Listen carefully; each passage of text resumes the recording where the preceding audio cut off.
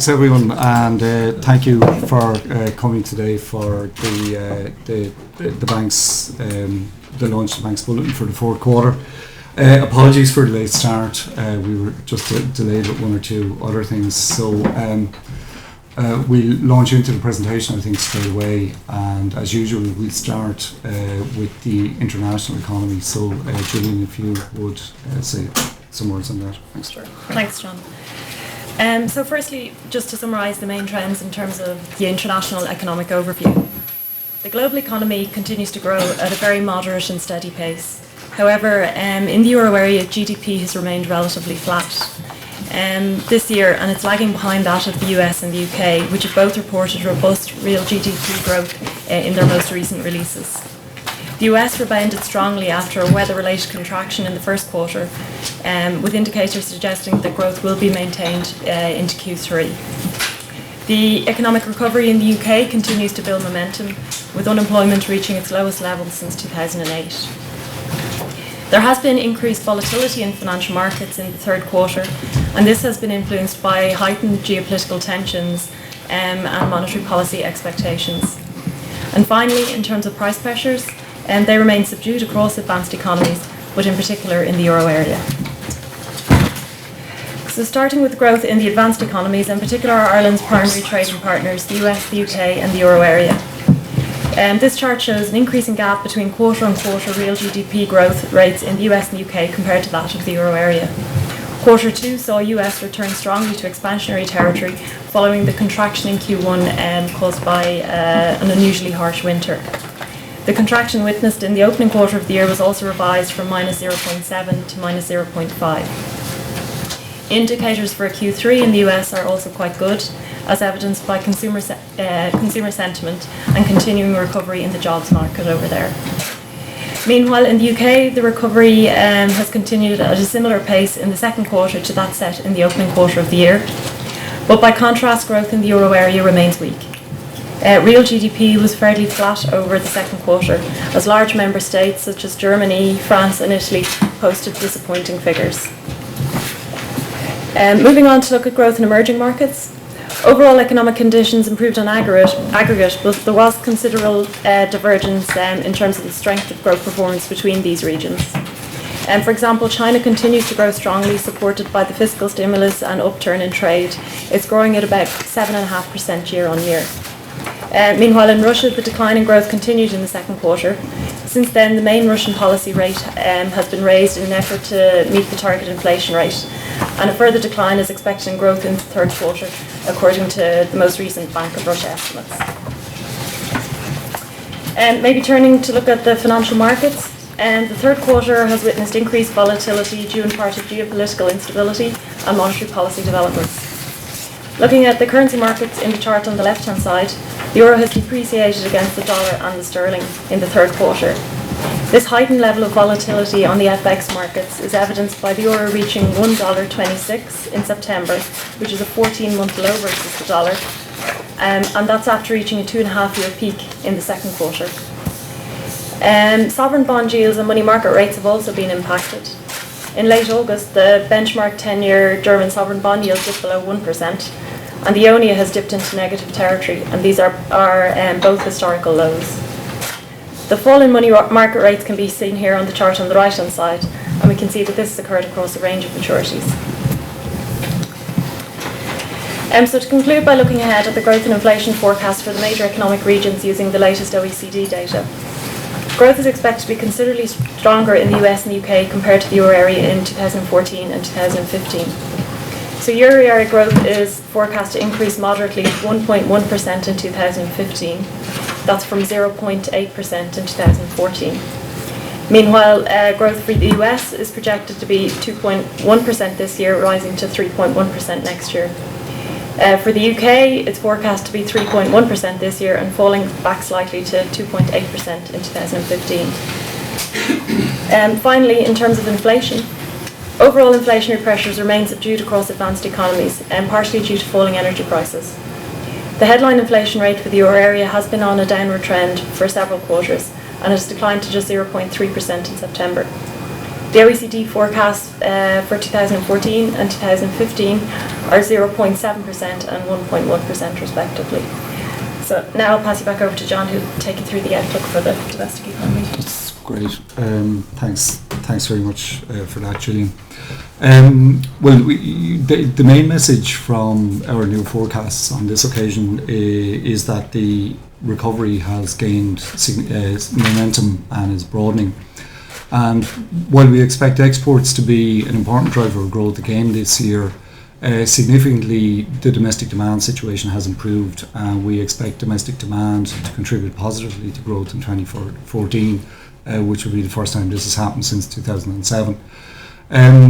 We've revised up our forecasts pretty significantly, and we now expect the economy in GDP terms to grow by 4.5% this year, as against 2.5% at the time of our last forecast. Now, this is an unusually large revision, and it's been driven by the fact that the latest national accounts data that we have is telling us that growth was surprisingly strong in the first half of the year, and largely because growth was so strong in the first half of the year, we're pretty much guaranteed a high growth number for 2014 as a whole. So kind of what we've seen in the first half of the year is in lots of ways is kind of baked into the numbers that we have. The main reason for the strong growth performance in the first half of the year was down very much to the strong performance of exports. But there are some unusual patterns here. Normally you would expect exports to grow pretty much in line in a kind of a stable way with demand in trading partner countries. But what we've seen in more recent data has been growth in exports, which has kind of outstripped that and has grown much more strongly. So there's a question of the extent to which this will persist. Whatever about the export picture, however, a very important development, as I said, has been the improvement on the domestic side. So we've seen consumer investment or consumer spending and investment both growing over the first half of the year. We've seen consumer spending record 2 successive quarters of growth, which we haven't seen for some time. And as I said, domestic demand is going to contribute to economic growth this year, which is the first time we've seen that since the downturn. Now turning to the next slide, which looks at the specifics. If we look at our forecast for the economy for 2014, or as I said, our forecast is for GDP to grow by 4.5% this year, which is 2 percentage points higher than at the time we last forecast in July.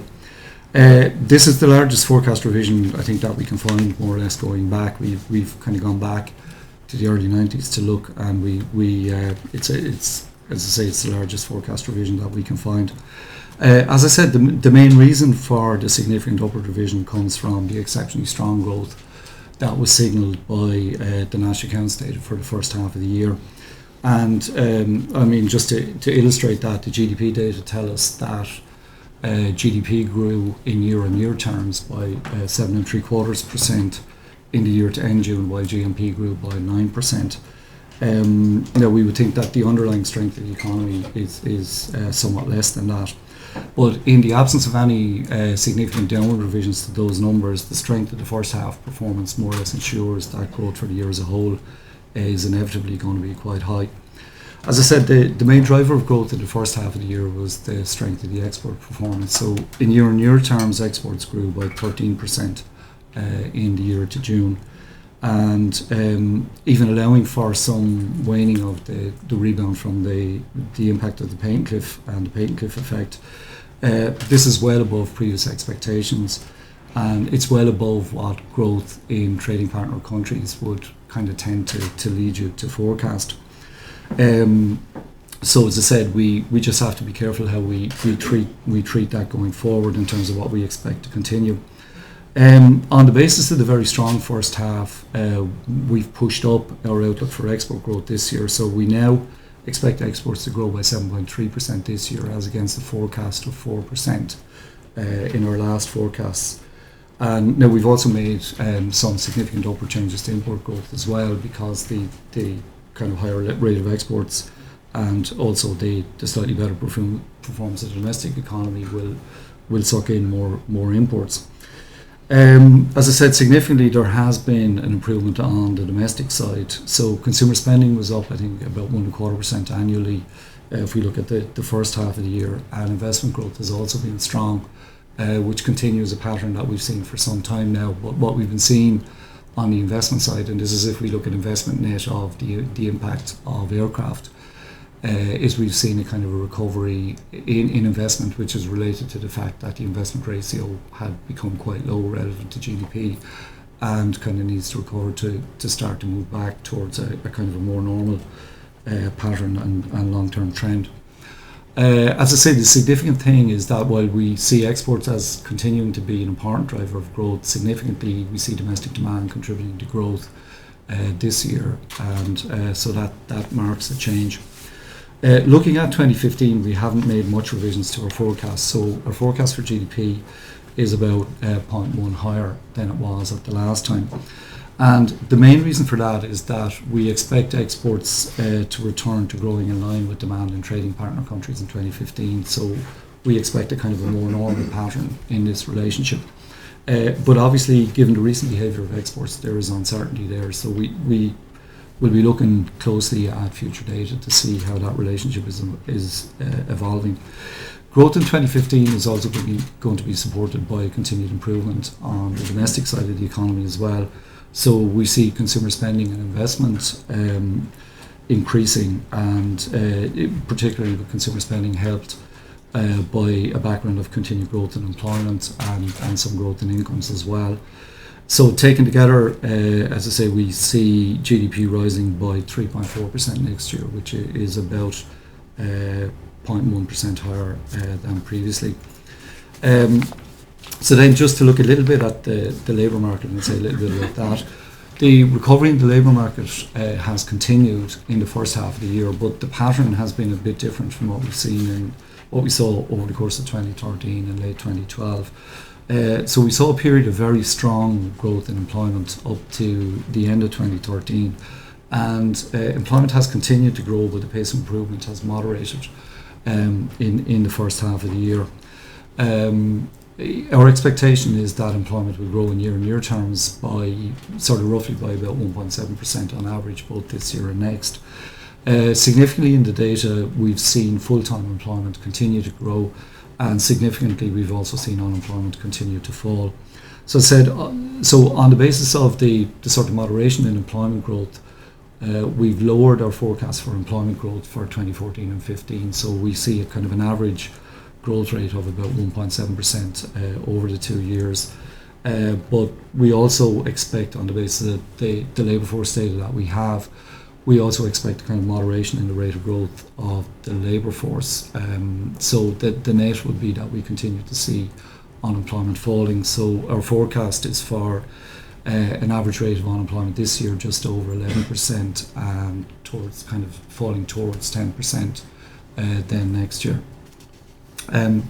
So moving on then to talk about the policy messages in the bulletin, and I suppose we'd start by making the general point that since the exit from the EU IMF programme, Ireland has benefited from signalling that it will continue along the path of consolidation and adjustment.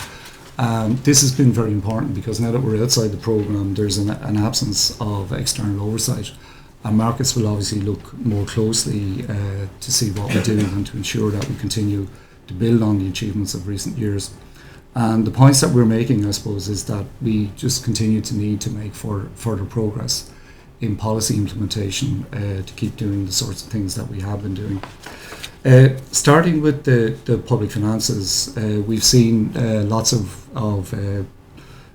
recent favourable exchequer data, and it has been very favourable in recent months. And if we combine that with the projections for a higher level of GDP, it leaves the 2014 deficit to GDP ratio certainly well on target, or well on course to come in below target. So this provides a favourable background to the budget. In terms of thinking about things, we would make the point that the debt to GDP level in the economy remains very high, and that level needs to be brought down to a lower and safer level Doing that would underpin the durability of the recovery and would also enhance the sustainability of the recovery in employment and incomes, which would be of benefit to everyone. The stronger growth that we've seen this year has generated stronger revenue growth as well, and this can be seen as something, I suppose, as something of an unexpected windfall. And in these circumstances, we think that it would be advisable to take advantage of that temporary surge in revenues and to use it to reduce debt more quickly.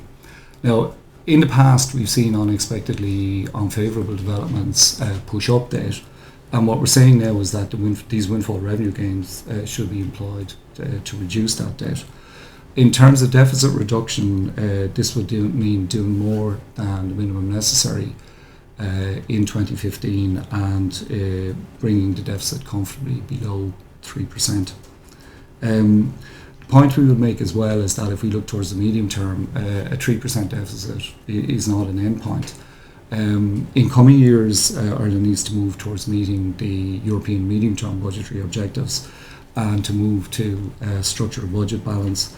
The objective set out in the government stability programme was to reach that objective by 2018. And I suppose the point we would make that taking advantage of the windfalls when they arise kind of would mean that making that or reaching that objective would be more certain. Turning then to banking and banking issues. On the banking side, liquidity and funding positions of banks have continued to improve, and bank profitability is also gradually showing signs of recovering. But the key issue, however, kind of continues to revolve around making progress in dealing with impaired loans. As you know, the bank set mortgage arrears resolution targets some time ago, and under those targets, the central bank requires the banks to accelerate the conclusion of sustainable long-term arrangements with customers in arrears. Progress continues to be made, and if we look at the mortgage arrears data, we can see that arrears formation is falling, and long-term arrears are also falling. They've fallen now for 3 quarters in a row, but there continues to be some migration of loans into the very long-term arrears category. The bank also continues to monitor and audit the progress of banks in dealing with commercial and SME portfolios, and again, progress here is being made. So while challenging, as I said, progress is being made across these areas, and gradually the balance sheets of banks are being repaired. Now, on this occasion as well, we're also pointing out that while bank credit has not been the main driver of the recent surge in property prices in some markets, that lenders should exercise prudence in relation to mortgage lending standards. So we've made that comment on this occasion.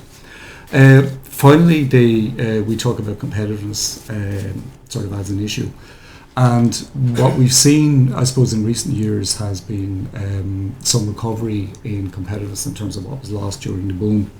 Now, we're cautioning to the extent that that recovery and the movements in price and wage developments in recent years have been a cyclical response to weakness in the economy rather than structural changes, that there could be a risk of some rebound. And we're saying that we just need to be careful there, and that any rebound or any evidence of rebound should be resisted. Despite the improvements that we've made on the competitiveness side, Ireland still remains a relatively high cost location, and it would be important for us to continue to look to improve competitiveness further, because by doing so it would continue to boost growth and would continue to support growth in employment and incomes. Finally, on this occasion, we have one signed article in the Bulletin, so one article on a specific topic, and we released that to you a couple of days ago, so you've probably seen it, but I'll just say a little bit about that. It looks at the Irish residential mortgage-backed securities data, and does a preliminary analysis of the loan level data. This data is available, as all ABS and mortgage-backed data is available on the European Data Warehouse, which is a platform that's, I think, up and running for about 2 years now, where data on ABS is managed, stored and monitored. It's put on by the originators of loans. The analysis of this data shows that in broad terms the RMBS data set accounts for about 26% of Irish mortgages, so the coverage is pretty good. The analysis shows that the underlying mortgages in the RMBS pools have deteriorated over time as the number of distressed borrowers has increased, and if we look at some of the data, that the estimated loan to value at Q4 last year, at the end of last year, shows that roughly 45% of loans in the data set are in negative equity, and that 21% of loans have an initial LTV ratio between 90 and 100%. The data shows that higher LTV, higher loan to value and higher loan to income ratios for RMBS mortgages prevail predominantly for mortgages that originated between 2005 and 2008, and they've fallen pretty sharply since then. So we have some of the authors of the article here, and some people who can discuss that in more detail if you wish.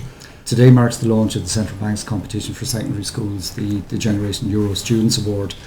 This competition is in its fourth year now, and it continues to attract the best and brightest young talent and students across Ireland, some of whom are here with us today, and hopefully get an idea of what central banking and economics is about. And they do this to learn more about economics and the important role of monetary policy decision making. This is an initiative for transition year students, and it challenges them to stimulate the role of the Governing Council of the ECB to predict interest rates for the euro area. Not an easy thing, I think. The competition comprises 3 rounds, so there's an online quiz, a group essay and a presentation by the finalists to a panel here next March. The winning team represents Ireland in May 2015 at the European Award event in Frankfurt, where they'll meet President Mario Draghi and other winning teams from across Europe. And at today's press conference we've been joined by some of the transition students who are here to learn more about the competition, as well as last year's winners from Gonzaga College in Dublin, who are in hand to give their advice on how to get involved. So again, we wish everyone the best of luck with that, and we'd encourage all schools in Ireland to get involved. So thanks, and thank you for your time.